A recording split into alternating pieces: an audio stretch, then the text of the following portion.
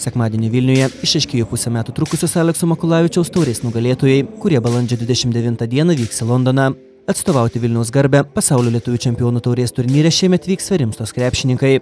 Finalą geriau pradėjo patyrę oro navigatoriai, kurie pirmajame ketvirtyje spurtavo 13-4 ir gerokai varė baimės Sverimstos treneriui Edvinui Justai.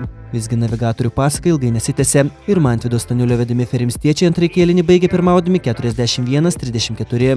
Po didžiosios pertraukos komandas nuolat skyrė kuklį 5-6 taškų persvarą, o į kiekvieną taiklų oro navigacijos metimą savo atsakymus pateikė ir naudingiausias lygos krepšininkas Ignas Juškevičius.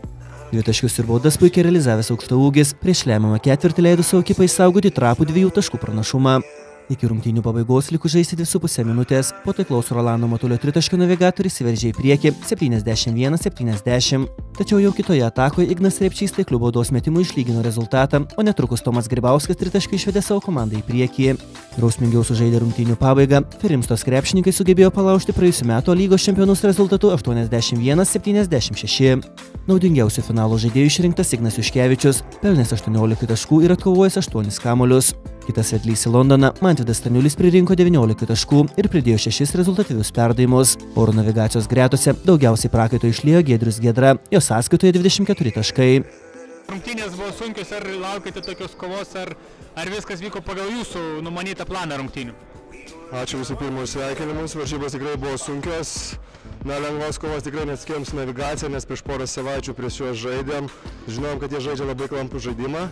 Mūsų treneris sakė akcentuoti greitą puolimą, bet pradžia buvo tokia, kad įsivėlėm į jų žaidimą, kai pradėjom baigti rezultatą persvėrėm iš savo pusės.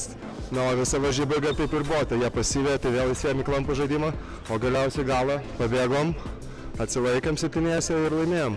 Sakykit, iš kur tiek jėgų semėtės, vis tiek žaidėte, kad ir su dienos pertrauka, bet žaidėte vos 7 ir prieš tikrai fiziškai stipres komandas? Na, labiau sakyčiau, turbūt komandinė dvasia vis tiek. Mes ne tik aikštelė būnam kartu ir už aikštelės ribų leidžiam laisvalaikį, tai manau, kaip pasakykim, ta visa šeima, mūsų hebra, vadinama hebra, tai mums viens kitą motyvuojam, nenuleidžiam rankų, padrasnim, galbūt viens ant kitą užėkiam, bet tai nesmė, vis tiek mes širdie viens kitą jaučiam.